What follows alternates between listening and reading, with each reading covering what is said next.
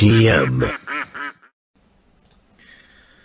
Welcome to another analysis video, and as you guys were very nice in the last one I did with your comments and it seemed to go down well, I thought I'd analyse another very exciting game from this tournament taking place in Croatia, the Grand Chess Tour, where you have some of the best players in the world playing against each other. So we looked at a Carlsen victory in round one, where Magnus Carlsen honed the power of Harry. And in this game, we're looking at another victory with the black pieces. And this was from round three. Sorry, I missed out round two, but round three and this game in particular caught my eye. And this was a match between Mamedyarov, who in the last couple of years has bounced up to world number 2, but bounced back down again. And one of the real rising stars at the moment, Nepomniachtchi. And again, I apologise for the pronunciation. Someone at some point will have to tell me how to pronounce it right. I'll call Nepo for short. For me, will be easier. So sorry, great player, and he plays a fantastic game here. So it starts off Mamedyarov with the white pieces playing an opening. Well, okay, let's have a look. D4. Not going to really comment here. Knight to F6, C4, and now G6. And you know, I'm very excited nowadays to see the re-emergence of the King's Indian defence. Even though I'm known for my Dutch opening, this is an opening which I've played on a number of occasions and I've had great results with it. I even managed to beat Korchnoi in this opening with the black pieces. And it's a very exciting way to play, popularised by Fischer and Garry Kasparov. And recently it seems to be coming back into, I would say, top level chess. Knight to F3 played, bishop to G7, and now the next move is a move which personally I don't think is very good for white. I don't think it's a very good setup. I think the reason Mamedyarov played it is because he just wanted to say, okay, I don't want to have a theoretical battle. I want to play some strategy where we avoid theory and just play a game. But the move E3 here is something I just can't agree with. As we're going to see, the position now even resembles a sort of reversed French defense position. And again, we're going to talk about patterns and the sort of how you can see plans in one game and use them in another game a bit later on. But for me, I would never play this way as white, with the idea of going B4, and you're relying on play on the queen side, but you're also allowing black a very standard idea, which we're going to see Nepo play in this game, an idea which I think you all should know at home, especially if you're a King's Indian defence player. It's a very popular and common idea. That again, I know this idea from reading Bobby Fischer's Most Memorable 60 Games, a book I won at a chess tournament when I was about 9 years old, and I studied that book and learned a lot of the patterns inside it. So okay, so let's have a look. I mean, white's plan, I mean, again, I just don't like breaking this bishop in, but it's taste. So black simply castles, bishop e2, white has to castle, and black's plan we can break up into parts now. In the King's Indian defence, you have to either rely on c5 or e5, one of these pawn breaks. I prefer the move e5, generally, if I can play it, and then you want to support that pawn on e5, normally with knight d7 and rook e8. And stage 2 is to often place the pawn on e4, and this pawn on e4 will always give black king side attacking chances. Ex-world champion Alekhine said when you have a pawn on this square, you should concentrate on the king side attack, and we're going to see this sort of plan in action. For example, knight c3, knight bd7, preparing this e5 move, castles, and now e5's been played, and here b3. Again, I probably even want to play b4 there, but Mamedyarov needs to do something with his bishop. Rook e8, so we can see this very standard approach from Nepo being played on the board, preparing e4, and now h3. I mean, this is, it is a very peculiar line, and again, I don't want to be too critical of white's play because it's Mamedyarov, and he's a brilliant player. He had an off day today, but this move also strikes me as being a little bit odd because, you shouldn't really play, as a rule, I'm just following rules I learnt, and you know, I wouldn't play this move. You shouldn't play pawn moves on the area of the board you're weakest. And it should be clear with it, you know, both these players know that black's idea is to play e4 and then start an attack on the king side. And again, the next stage of this is to move the knight to f8. You use Harry, you put Harry on h5. This pawn can be used in attack, but it also gives you the h7 square. This knight then comes to g5. And later on, you have now a target on h3 to attack. So I find this move h3 very peculiar. Moving a pawn on the area of the board you are weakest on, and you should avoid doing that in general. So okay, black now finishes stage 2 and he gets his pawn to this square, knight d2, and here we now see this next plan, and this is a plan, again, it's been a well-known plan in the King's Indian defense and King's Indian attack. h5, Harry 5, and black really does need to do something with these two highlighted pieces. So the idea is to bring this knight f8, h7, and later on g5, and to sack on h3. And you know, this idea, now you have the h7 square for the knight, and this pawn can be used in an attack as well. So let's see. b4, why did white play b3 then? Knight to f8, black continues this standard attacking idea. Rook to e1, maybe giving white the f1 square. White decides he might need to use that square to defend. Black develops his last piece very naturally. Bishop to f5. This is another reason h5 is quite useful. It stops white from ever playing g4, or g4 is a very risky move to play now because it will open up the king. White plays bishop b2, and now queen d7. And before maneuvering the knight to g5, white targets this slight weakness on h3. And again, if you think that pawn was back on h2, black has other ways to attack, mainly with knight g4. I'm going to show you again when that occurs. But in this position, black has a very easy target to pick on. So white now plays the one typical move that white really relies on in this position. Knight to d5. This move has to be played. White has to do something on the queen side. You can't just defend in chess. White needs to open up some lines. Black takes this knight off the board, and here plays a very clever move. I think this is a move that I probably wouldn't have seen. A sacrifice on h3 is not going to work at the moment because white always has bishop f1, bishop g2. But this move, queen e7, I really like. The queen comes over to a very powerful square g5, where it gets that little bit nearer to the white king. It can also maybe even come to h4 in some positions. Rook c1, and now this knight needs to move to the area of battle, knight h7, queen c2. So this is what white's been trying to do, but again, attacking on the king side for me is more fun than attacking on the queen side. If it works on the king side, it's checkmate. On the other hand, if your opponent attacks on the queen side, he may just win a pawn. That doesn't worry us. So queen g5 now comes into effect. And another decision I was a bit surprised about here.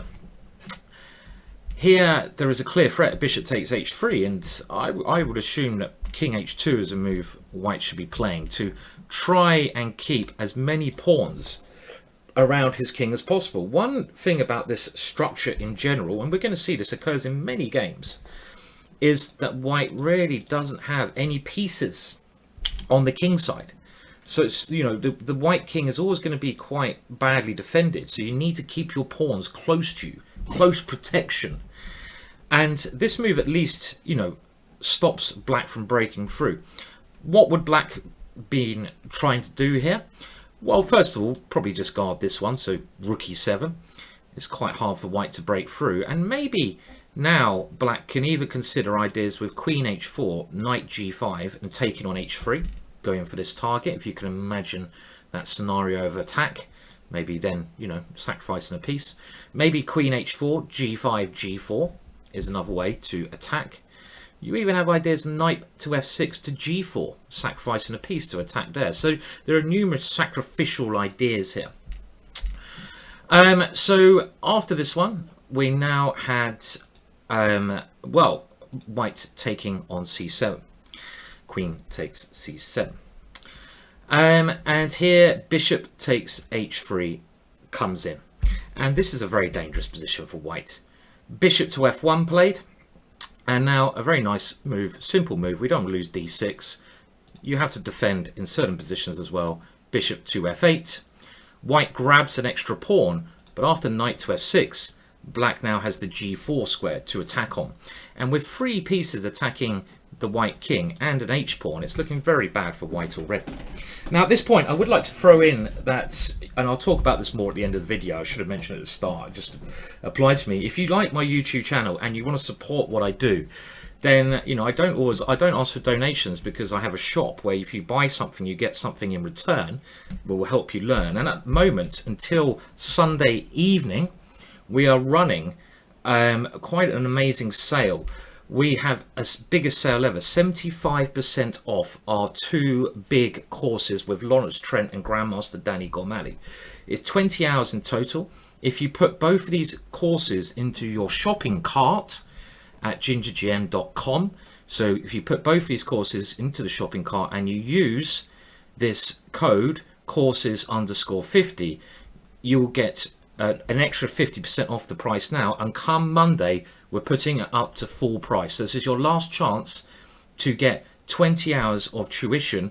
1 course is on how to improve your tracking play, and 1 course is on your basically how to play better in chess tournaments. And we are also, come Monday, adding, because these courses, I'll talk a bit more about them at the end, but we're adding in 150 interactive puzzles to those courses. So when you watch a video, you'll be tested on what you've learned in that video. So it's not just a DVD, it's a streaming service. You can download it as well, so you can watch it on your iPad, but you will be tested on what you've learned. So it's a whole new thing. And if you want to support what I do here, then buying something from the GingerGM shop is a great way of doing so. You get something, and I can hopefully keep the business running and keep these videos going. Sorry about that. We have to do the little plug down again. I'm not that sorry. We have to survive, and we're doing free stuff here.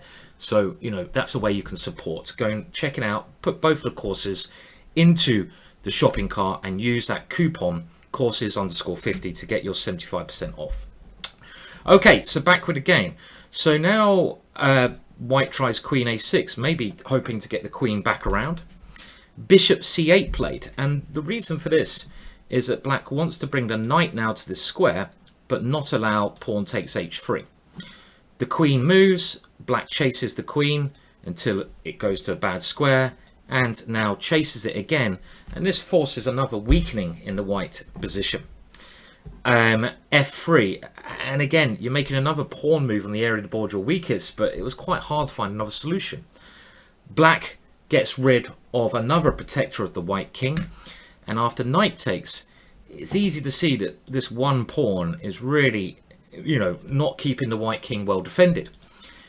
Of course, we don't take that knight. We want to keep our attacking pieces, so just queen h6, aiming at e3. This needs to be defended. And now, like in the Magnus Carlsen game, we see another typical idea. And it's quite another reason I wanted to pick this game.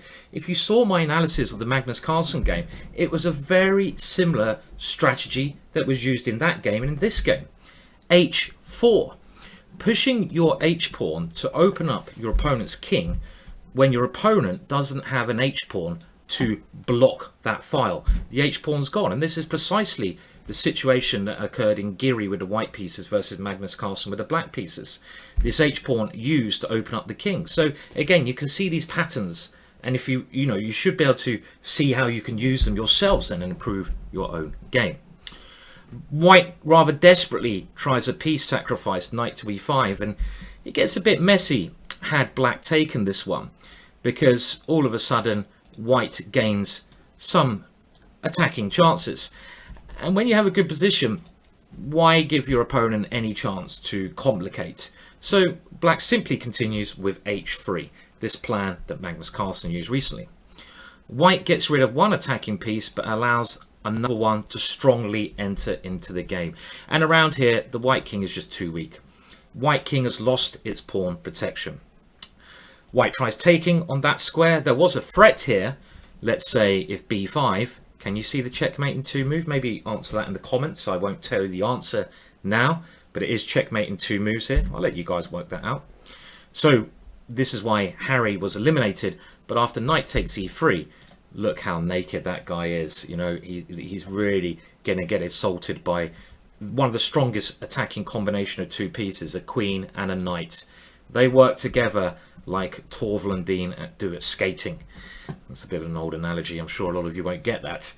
But let's see. So knight to c3, sorry, rook to c3, and now just knight to f5. This knight finds another way in. Black wants to control the e file, wants his rook to come in, and it's really game over. Rook d1, and the queen sneaks its way to a better square. Why? Black figures that his free pieces are not quite good enough to win yet. And this is a rule I have: if you can't find a forcing idea with your attacking pieces when you're attacking that are developed, bring in your reinforcements. So the pieces in red are attacking pieces. They can't create a checkmate yet. Which pieces are not working? The pieces in blue. So what is Black trying to do? Well, he's trying to bring in another piece. And after bishop h6 here, White actually resigned. Even though materialistically White is not in any danger, this bishop is coming into e3. The knight is coming to h4. You can even double up and bring your last pieces in. Every black piece is attacking the naked white king. So it's a helpless situation for White here. And, you know, let's just see. Can White defend here?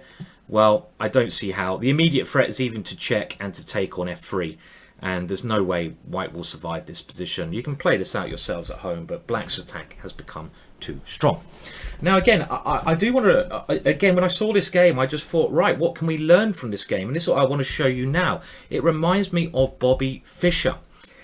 And Bobby Fischer, one of the legends of the King's Indian defense, also used to play the King's Indian attack. Now, if you play this system as Black, the King's Indian defense, I would also advise you to consider playing, and this is a game of Bobby Fischer versus, oh god, Migmar Surin, one of the most famous games in the King's Indian attack. And just look at what Bobby Fischer does here, because obviously Nepo had seen this game, and Nepo had studied Bobby Fischer. And again, it's all about the ideas that these top players play. And I'm going to show you very quickly how Bobby Fischer won this game, because it's nearly identical to what Nepo did. And if you can understand the ideas in one game and you get a chance to use them yourself, you'll become such a better player. It's not about individual moves, it's about plans. Do remember, if you want to buy those courses, I'll give a link to how you do that in the chat. It's a great way to support me, so please do support GingerGM. But let's just have a look. So Bobby Fischer was White. So if you play the King's Indian defense, a system that you can play against the French defense and also against the Sicilian is what we call the King's Indian attack. And even though the opening looks totally different, and in this case we're playing with the white pieces, you will shortly see that now we get this move in. We're getting the King's Indian defense bishop, and now we get the knight here. We can actually see in this position it's identical to Mamedyarov Nepo, except the colours are reversed and Bobby Fischer has an extra tempo of white here. So this is one system, you know, I say if you're trying to keep your openings similar so you can really understand them.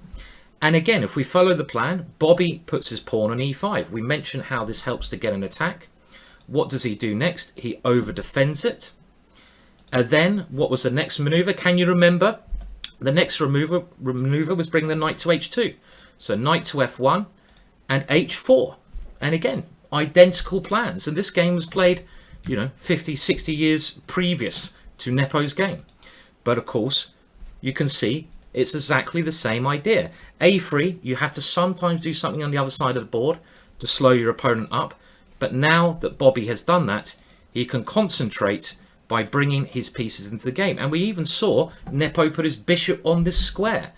And Bobby went on to win a brilliant game by throwing his knight in. Maybe this is why Mamedyarov played h3 to stop this Bobby Fischer idea. And he slowly but surely brought his pieces in to a very big attack. And the killer move was this bishop to f6 move. A great move. I might do a video on this game in the future. But again, you can see the ideas are nearly identical to the ideas that Nepo did. And of course, the winning attack is different here, but the ideas are similar. And this is an amazing final move that Bobby Fischer played, and the point is there's going to be a bishop e4 checkmate. I think I should do a video on this game, but it shows you ideas in one opening, remember them, look at the games, the masters, look at their attacking ideas, when they move their pieces, thinking what are they trying to do. Don't just think, don't try to remember the individual moves, try to think of the patterns, remember the patterns. Now again, let me just show you, that's the analysis of this game over, but again, you know, if you do want to support me, then this is really our biggest ever sale that we're doing at GingerGM. And all you have to do is go to gingergm.com, go to the courses, put both courses into your shopping cart, use this coupon code, which you won't be able to use come Sunday, so you've got limited time. And that will get you this 20 hours of courses with all the puzzles as well. At the moment, this is going to be, you're going to get this for £50. Come Monday, it's going to be over £200. So you really are getting a massive, massive saving. And just to show you what we're doing at GingerGM, in case you're interested, is, well, let's go to the website. This is, for example, Lawrence Trent's course. You can download this course as you can our DVDs.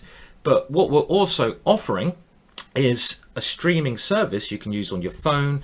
And that means you can see here on the side, you have all the different chapters. We're adding to this. You can see the odd puzzle is here. We're adding 120 puzzles to this on Monday. So the value you're getting here is going to be really, I think, well, I'm you know, pretty damn good, if I don't say so myself. So let's just pick one that's free. You get a couple of free ones. Let's pick Anastasia, mate. So I'm just going to click on that one now. And what Lawrence has done with this course, and of course you get Danny's course as well, he is given a video on what the checkmate pattern is about. And remember, it is about patterns, so you know you can watch the video here. Another amazing pattern now, and one of my favourites, the so-called Anastasia's mate. And we can see here that the rook swinging over to h3 is Anastasia checkmate. Is one that's very pattern that Lawrence is teaching you. And there's loads of different ones. When you buy this course, you download them, like I say, you can stream them. But then also you get the actual moves, the board.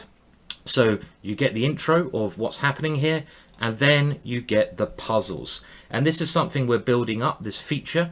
So, you know, you have different examples. For example, this is one I've used in a stream.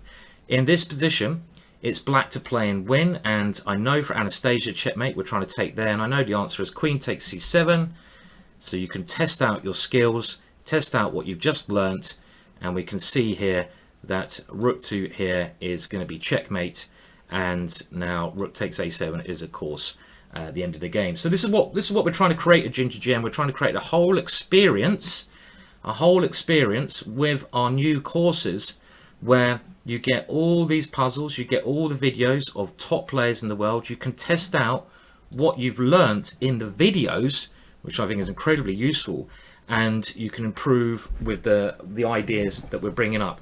We're bringing out more courses in the future. David Howe, ex-England #1, he might be England #1 now after beating Gwaine Jones, is bringing out our next course. So there's going to be some fascinating stuff there. But like I say, it's your last opportunity to buy both of our original courses. We're adding to them all the time. You will improve your attacking chess at a majorly discounted price if you add them to your cart, and if you just use the coupon. And again, the only way I can keep doing the free YouTube videos is if you guys support me by buying stuff from the GingerGM shop. You know, that helps me so much. Otherwise, doing free content becomes a lot harder. So that's a great way to support me and what I do as well. So I hope you don't mind that too much. If you do, well, tough luck. And I hope you enjoyed my game analysis of this round 3. Nepo, I would also like to mention, is now on 3 out of 3. This is the headline. Unbelievable player, 3 out of 3. He is surging ahead and he's playing fantastic chess. This is the results. Every other game was a draw. My first introduction to Nepo was, it was a long time ago when he was probably like 17. And I met him at the European Team Championships when I was playing for... who was I playing for? I can't even remember. An English team. It wasn't England, it was an English team. And I met him and Grishchuk and Tkachev in a bar with Keith Arco. I remember playing Nepo for money at Blitz in the bar, and he was considered then one of the biggest talents of Russia, and he's starting to prove that now. He gave me time odds, you know, that's how good he was. I think I actually managed to win those ones. Much easier playing over the board in a bar, but it was a very interesting scenario. And the other thing I like to point out about him, he's a real character. I think you can see his facial expressions, they just remind me of Kasparov.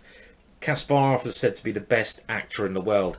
When he saw a bad move, you would know it. When he got shot, you would know it. And Nepo's facial expressions are up there with Kasparov's. He seems like a real character and such a strong player. One of the only people in the world to have a plus score against Magnus Carlsen.